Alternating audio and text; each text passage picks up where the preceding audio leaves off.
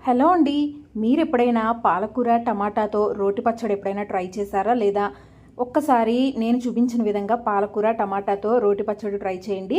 ఆకుకూరలంటే అస్సలు ఇష్టపడని వాళ్ళు కూడా చాలా ఇష్టంగా తినేలాగా ఉంటుందండి. వేడివేడి అన్నంలోకి గనక ఇలా పాలకూర టమాటాతో చేసిన రోటి పచ్చడిని వేసుకుని తింటే ఆహా, ఇంకా పక్కన కర్రీస్ కూడా అవసరం లేదండి. పచ్చడి రుచి అయితే అంత బాగుంటుంది. నేను ఈ వీడియోని ఫుల్ వీడియో కూడా ఉంది నా ఛానల్లో.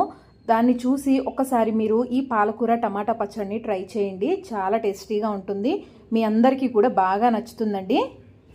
మామూలు పచ్చళ్ళ కన్నా కూడా ఆకుకూరలతో చేసుకునే రోటి పచ్చళ్ళు కానీ మామూలు పచ్చళ్ళు కానీ టేస్ట్ అయితే చాలా బాగుంటాయండి. నా ఛానల్ని ఫస్ట్ టైం ఎవరైనా చూస్తున్నట్లయితే సబ్స్క్రైబ్ చేసుకోండి. నా ఛానల్లో మంచి మంచి పచ్చడి వీడియోసు, కర్రీ వీడియోసు ఇలాంటివి చాలా ఉంటాయండి. తప్పకుండా వాటిని కూడా చూసి మీరు కూడా ట్రై చేయండి. ముందుగా అయితే ఈ పాలకూర టమాటా పచ్చడిని ఇప్పుడే ట్రై చేసేయండి. Thank you.